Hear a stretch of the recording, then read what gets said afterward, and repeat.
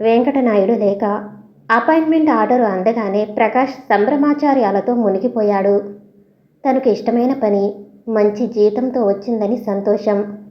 మోహన్ ఉండగా తనని ఎందుకు పిలుస్తున్నారా అని అనుమానం అతన్ని అలుముకున్నాయి. ఏమైనా ఆ ఉద్యోగానికి వెళ్ళటానికి నిర్ణయించుకున్నాడు. శారదకు ఎంతో దూరంగా పోవాలని మనసులో కోరుకుని ఆమెకు అత్యంత దగ్గరికి పోతున్న పరిస్థితులను చూచి ప్రకాష్ నవ్వుకున్నాడు. తన మనోబలంతో ఎటువంటి తొందరపాటు జరగకుండా చూడగలననుకున్నాడు. ప్రకాష్ స్టేషన్లో దిగగానే డ్రైవర్ జీపుతో హాజరైనాడు. తనకు పరిచయం ఉన్న పర్వత పంక్తులు స్వాగత వచనాలు పలుకుతున్నట్లున్నాయి. క్రితం రోజు వర్షం పడినట్లుంది. మేఘాలు భారంగా కిందికి వాలినాయి. రోడ్డుకి రెండు వైపుల జొన్న, మిరప, పొగాకు చేనులు పచ్చని తివాచీని పరిచినాయి. ప్రకాష్ మనసు ఏదో సంతోషంతో నిండిపోయింది. ఇన్నాళ్లుగా వదిలిన సొంత ఇంటిలోనికి వచ్చినట్లు ఫీల్ అయ్యాడు. గెస్ట్ హౌస్లో దిగి స్నానం అది పూర్తి చేసుకుని తిన్నగా ఫ్యాక్టరీకి వెళ్ళాడు. మోహన్, వెంకటనాయుడు అక్కడే ఉన్నారు. నమస్కారం చేశాడు ప్రకాష్. రావోయ్ రా, ఎలా ఉంది ప్రయాణం అని పలకరించాడు వెంకటనాయుడు. చాలా బాగా జరిగింది. నాకు ఈ ఉద్యోగం ఇచ్చినందుకు చాలా థ్యాంక్స్. దానిదేముందోయ్, మాకు నమ్మకమైన మనిషి కావాలి. నీకు ఉద్యోగం అవసరం, అందుకే నిన్ను పిలిచాను.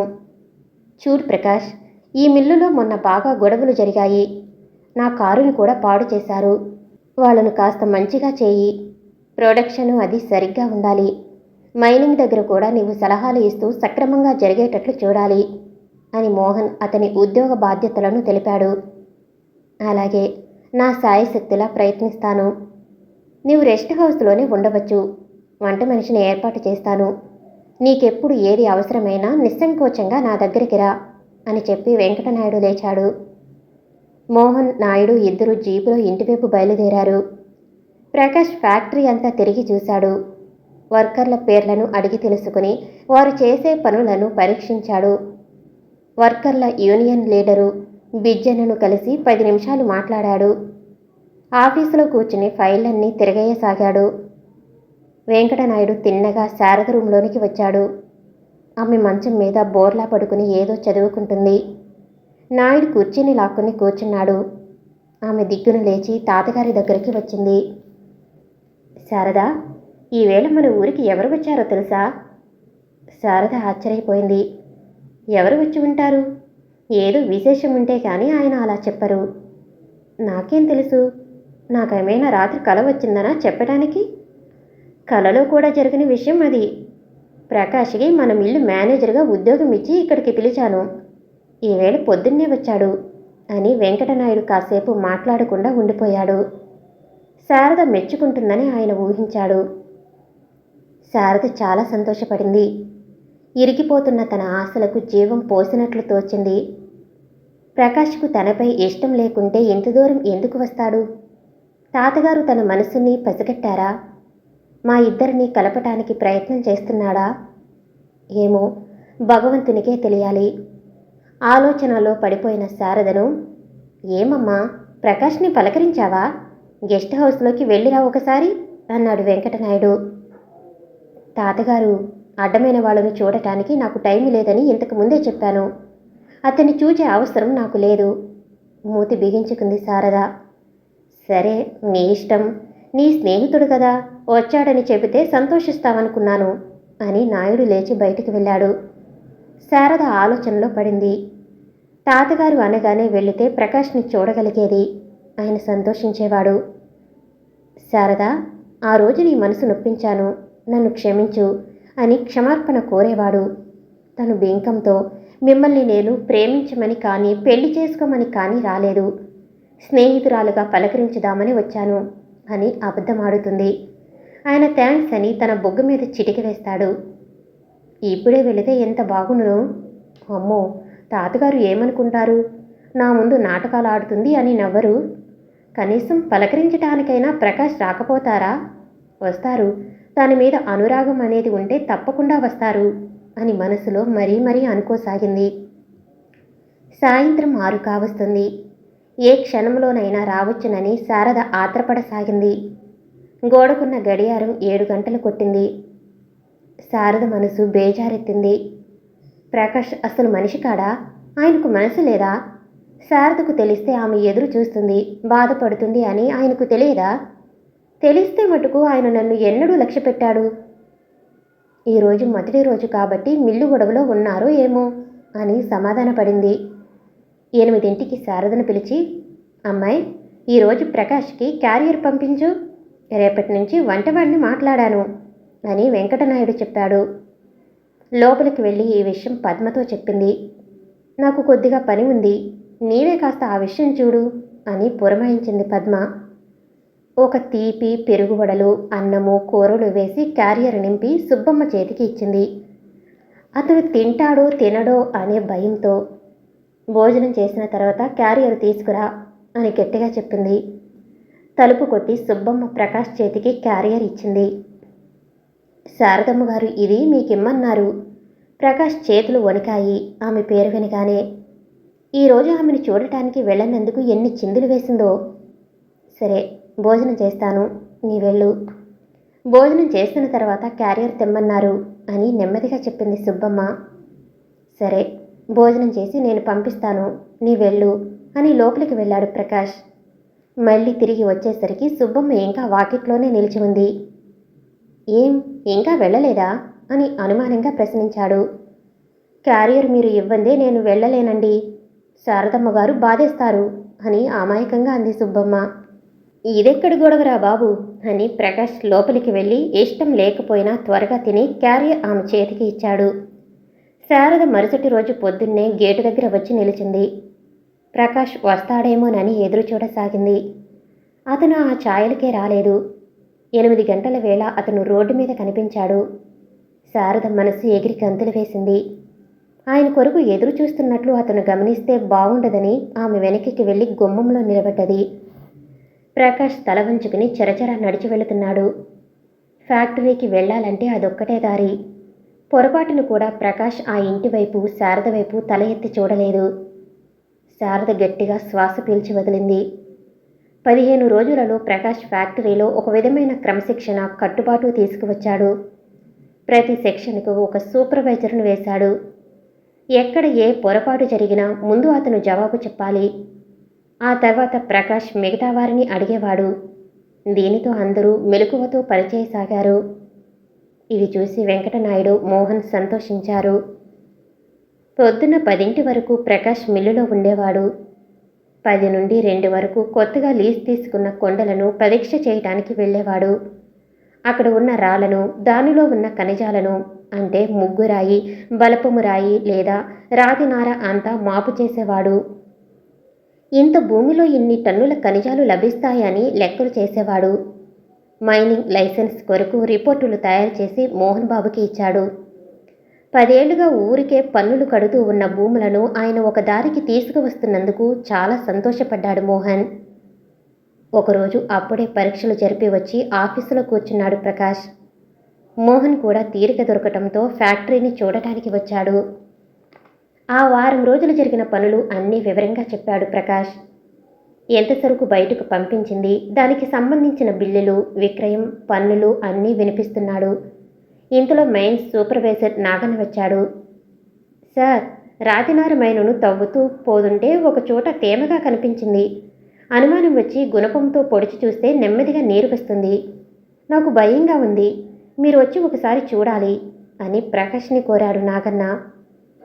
ఏం భయం రా నాగన్న, ఇంతకు ముందు ఏదీ తవ్వి తీయనట్లు. వర్షాల నీరు కారి అలా అయి ఉంటుంది, నువ్వు వెళ్ళి తవ్వించు అని నిర్లక్ష్యంగా అన్నాడు మోహన్. అలాగే అయ్యా అని నాగన్న తిరిగాడు.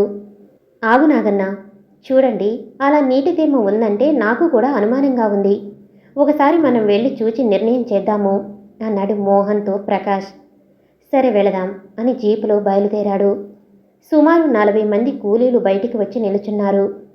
అక్కడ భూమికి 40 అడుగుల లోతు సొరంగం తీసి అందులో నుంచి రాతినార ఉన్న చోట్ల తవ్వుతూ పోతున్నారు.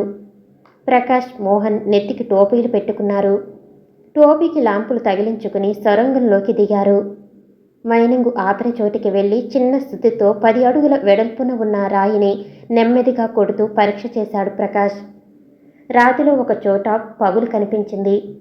ఆ పగులు నుండి ఒక్కొక్క బొట్టుగా నీరు కారుతుంది. లైటుతో కింద నుంచి పైకి పరీక్ష చేశాడు. అతను అనుమానపడింది నిజమనిపించింది. మోహన్ 4 వైపులా చూశాడు. చేతితో రాళ్లను తట్టాడు. ఆయనకి ఏమీ తేడా కనిపించలేదు. ఏం ప్రకాష్, ఏమిటి నీ పరిశోధన? ఏమనుకుంటున్నావు దీని గురించి? మనం వెంటనే మైనింగ్ను ఆపాలి. నా అనుమానం ప్రకారం అవతలి గట్టున ఒక నీటి గుండం ఉండాలి. ఈ సున్నపురాలలో ఇటువంటివి చాలా మటుకు సంభవించుతాయి. మనం ఇటు నుంచి తవ్వుతూ పోతే అటువైపు నుంచి నీరు బలంతో తన్నుతుంది. ఇంకా తవ్వామంటే నీరు తెంచుకుని మైనంతా నిండిపోతుంది అని వివరంగా చెప్పాడు ప్రకాష్. ఏమిటి నీవంటున్నది? ఏవో పుస్తకాల్లో చదివిన విషయాలు చెబుతున్నావు కానీ అనుభవంలో అటువంటివి ఉండవు. ఇన్నేళ్లుగా ఈ చుట్టుపక్కల మైనింగ్ జరుగుతున్నది. ఒక్కచోట కూడా సున్నపురాళ్లలో నీటిగుండం ఉన్నట్లు వినలేదు, చూడలేదు. అనవసరంగా అనుమానాలతో మనసు పాడు చేసుకోవద్దు అని మోహన్ వెనుకకు తిరిగాడు. ప్రకాష్ తిరిగి మాట్లాడకుండా మోహన్ వెంట బయలుదేరాడు. యజమాని మాట తను వినాలి, తప్పదు. తనకు తోచిన విషయం ఆయనకు చెప్పాడు. ఆ తర్వాత ఆయన ఇష్టం. ఒరేయ్ నాగన్న, ఇన్ని రోజులుగా పనిచేస్తున్నావు, నీకు తెలియదా? అనవసరంగా అనుమానాలు పెట్టుకుని మమ్మల్ని పిలిచావు. ఏం భయం లేదు, మీరు వెళ్ళి తవ్వండి. రాత్రి షిఫ్ట్ వాళ్ళను కూడా తవ్వమని చెప్పు. మోహన్ అలా అనగానే కూలీలు ధైర్యంతో గబగబా సొరంగంలోనికి వెళ్లారు. మోహన్, ప్రకాష్ జీబులో ఫ్యాక్టరీకి వెళ్లారు. ప్రకాష్ బాబు గారు, ప్రకాష్ బాబు గారు అని ఎవరో తలుపు తట్టినట్లు వినిపించింది. రాత్రి 11 గంటలవుతుంది. ప్రకాష్ ఏదో నవల చదువుకుంటున్నాడు. పుస్తకం మూసి ఎవరది అని ప్రశ్నించాడు. నేను బాబు, సూరన్నని, త్వరగా తలుపు తీయండి అని ఆత్రంగా అన్నాడు. సూరన్న మైన్స్ సూపర్వైజర్, రాత్రి షిఫ్టులో పనిచేయిస్తాడు. తలుపు తెరవగానే సూరన్న లోపలికి వచ్చాడు. అతని ముఖం భయాందోళనతో నిండి ఉంది. బట్టలన్నీ తడిసి ఉన్నాయి. ఏమైంది సూరన్న, ఏమైంది అని ప్రకాష్ ఆత్రంగా అడిగాడు. అన్యాయం జరిగిపోయింది బాబు. మీరు చెప్పినట్లు అవతలి గట్టున నీటిగుండం ఉంది. నైట్ షిఫ్టులో నేను పని జోరుగా చేయిస్తున్నాను. రాత్రి 10:30కు పంపుగొట్టం మందంతో నీరు మొదలుపెట్టింది. ఏం చెయ్యాలి అని ఆలోచించే లోపున కూలీలు గుణపాలతో పొడిచారు. రాయి పగిలి కింద పడగానే నీరు ఇంకా వేగంగా వచ్చింది. ఇంకో చోటు కూడా రంధ్రం పడి నీరు వస్తుంది. మీరు బయటికి నడవండి అని నేను బయలుదేరాను. అంతా చీకటి, తొందరలో మా అవస్థ చూడాలి. రామయ్య అనే కూలి ఒకడు జారిపడ్డాడు. ఆ తొందరలో అది ఎవరూ గమనించలేదు. మేము గాని యువతలకి వస్తున్నామో లేదో పెద్ద ప్రేలుడు రాయి పగిలిపోయింది. ఉప్పెనగా నీరు గనిలోనికి ప్రవేశించింది. 5 నిమిషాల్లో గనులన్నీ నిండి నీరు భూమి మీద పారసాగింది. పాపం రామయ్య గనిలోనే ఇరికిపోయాడు. నేను వెంటనే మోహన్ బాబు దగ్గరికి వస్తే మిమ్మల్ని పిలుచుకురమ్మన్నారు అని కుక్క తిప్పుకోకుండా సూరన్న అన్ని విషయాలు తెలిపాడు. ప్రకాష్ వెంటనే మోహన్ దగ్గరకు బయలుదేరాడు. సున్నపురాలలో చిన్నవి పెద్దవి రకరకాల పగులులు ఉంటాయి.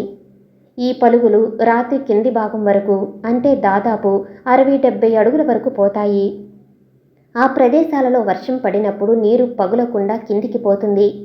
సున్నపురాయి నీటిలో కాలక్రమాన కరిగి పలుగులు వెడల్పు అవుతాయి. ఈ పలుగులు అన్నీ కరిగి కొన్ని లక్షల సంవత్సరాల తర్వాత ఒక నీటి గుండం ఏర్పడుతుంది. ప్రతి సంవత్సరము వర్షం నీరు వచ్చి ఈ గుండంలో నిలువ అవుతుంది. ప్రకాష్ రాగానే మోహన్ ఆందోళనగా ఎదురువచ్చాడు. నీవు చెప్పినట్లు అక్కడ నీటి గుండం పడ్డది. రామయ్య అనే కూలి లోన ఇరుక్కుపోయాడు. ఇప్పుడేం చేద్దాము అని ఆత్రంగా అడిగాడు. సూరన్నను తాలూకా ఆఫీసుకి పంపి మైన్ సేఫ్టీ ఆఫీసర్కి తెలియజేద్దాము. రామయ్య భార్యను సముదాయించమని నాగన్నకు చెప్పాలి. తర్వాత ఆమెకు కొంత డబ్బు మొట్ట చెప్పితే సరిపోతుంది. కానీ ఆఫీసర్కి ఇలా తేమ చూచిన తర్వాత తవ్వమన్నాము అని తెలియనివ్వకూడదు. రండి, మనం మైను దగ్గరికి వెళదాము అన్నాడు ప్రకాష్. ముగ్గురు మైను దగ్గరికి చేరారు. పర్లాంగ్ దూరం వరకు మోకాలు లోతు నీరు నిలబడింది. కూలీలు చలితో భయంతో వణికిపోతున్నారు. రామయ్య భార్య లక్ష్మమ్మ పెద్దగా ఏడుస్తుంది. తనకు తన పిల్లలకు ఎవరు దిక్కని కుమిలిపోతుంది. నాగన్నని పిలిచి ఆమెని సముదాయించమని చెప్పాడు ప్రకాష్. ఆ ప్రదేశం జలమయం కావటంతో ప్రకృతి శక్తికి విస్తుపోయాడు ప్రకాష్. నిన్నటి వరకు ఆ ప్రాంతంలో తాగటానికి గుక్కెడు నీరు దొరికేది కాదు. ఇప్పుడు ఎటువైపు చూసినా నీరే. మరుసటి రోజు పొద్దున్నే మైన్ సేఫ్టీ ఆఫీసర్ వచ్చారు. ఈ ప్రమాదం జరుగుతుందని తమకు ఏమాత్రమూ అనుమానం కలగలేదని ప్రకాష్ స్టేట్మెంట్ ఇచ్చాడు. అన్నీ పరీక్షించి మైన్ ఓనరు తప్పు ఏమీ లేదని, అనుకోకుండా ఈ ప్రమాదం జరిగిందని ఆఫీసర్ సర్టిఫికెట్ ఇచ్చి వెళ్ళాడు. వెంకటనాయుడు రామయ్య భార్యను బిజ్జనను ఆఫీసుకి పిలిపించారు. రామయ్య పోయినందుకు మేము ఎంతగానో విచారిస్తున్నాము. చావు ఎవరికీ తప్పిరాదు. నీ పిల్లలను పోషించుకోవటానికి కొంత డబ్బు సాయం చేస్తాము. బిజ్జన్న, ఎంత ఇమ్మంటావు? అడిగాడు నాయుడు. నిండు ప్రాణం బలి అయిపోయింది బాబు. ప్రకాష్ బాబు చెప్పినప్పుడు తవ్వటము ఆపితే కనీసం రామయ్య చనిపోయేవాడు కాదు. మనం అలా అనుకుంటాం బిజ్జన్న. చావుని ఎవరూ తప్పించలేరు. నీకు తోచిన మొత్తం చెప్పు, నేను ఇస్తాను అన్నాడు నాయుడు మళ్ళీ. ప్రకాష్ వింటూ కూర్చున్నాడు. మోహన్ ఏమీ మాట్లాడలేదు. కనీసం 1500 ఇప్పించాలి బాబు. సీతమ్మకు మిల్లులో ఏదైనా చిన్న పని ఇప్పించాలి అని కోరాడు బిజ్జన్న. వెంకటనాయుడికి ఇది చాలా ఉచితంగా తోచింది. మోహన్, సీతమ్మకు 2000 రూపాయలు ఇవ్వు. పాపం 3 పిల్లలున్నారు. ప్రకాష్, మిల్లులో సీతమ్మకు ఏదైనా ఉద్యోగం చూపించు అని చెప్పారు. వెంకటనాయుడు ఉదార గుణాన్ని ఎంతగానో మెచ్చుకున్నాడు ప్రకాష్. బిజ్జన్న సీతమ్మతో బయటికి వెళ్ళిపోయాడు. ప్రకాష్, మైను మొత్తం నీటితో నిండిపోయింది. మంచి క్వాలిటీది, ఎక్కువ దొరికే రాతి నారచారలు అక్కడే బయలుదేరినాయి. ఇప్పుడు మైనింగ్ ఆపాము అంటే చాలా నష్టం వస్తుంది. ఏదైనా ఉపాయం ఉందా అని వెంకటనాయుడు అడిగాడు. ప్రకాష్ రాత్రంతా దాని గురించే బాగా ఆలోచించాడు. మద్రాసులోని నైవేలి అనే చోట మైనింగ్ విషయంలో సరిగ్గా ఇటువంటి పరిస్థితి ఏర్పడింది. నైవేలి దగ్గర లిగ్నైట్ అనే ఒక విధమైన బొగ్గును తవ్వి తీస్తారు. అక్కడి రాళ్ళు ఎక్కువ వంపు కలిగి ఉండటం వలన పైనుంచి భూజలం వచ్చి మైన్ నిండిపోయింది. గొట్టం బాబులు పెట్టి రాత్రింబవళ్ళు మైను నుండి నీరుని తోడివేస్తున్నారు. అదే టైంలో మైనింగ్ కూడా జరుగుతుంది. ఈ విషయాలన్నీ ప్రకాష్ వెంకటనాయుడు గారికి వివరంగా చెప్పాడు. ఇప్పుడు వారికి ఏర్పడ్డ పరిస్థితులలో కూడా పై విధంగానే చేయవచ్చునని, అయితే ఆ నీటి గుండం ఎంత విస్తీర్ణం కలిగి ఉన్నది, నీటి మట్టం మైన్ లెవెల్ కంటే కిందికి పోవటానికి ఎన్ని గొట్టం బాబులు వేయవలసి వచ్చేది పరీక్షలు జరిపితే కానీ తెలియదు. అటువంటి పరీక్షలు తనకు తెలిసిన మిత్రుడు శంకర్ అనే అతను చేయగలడు. యూనివర్సిటీలో పనిచేస్తున్నాడు. వెంకటనాయుడు శంకర్ను వెంటనే పిలిపించమని చెప్పాడు.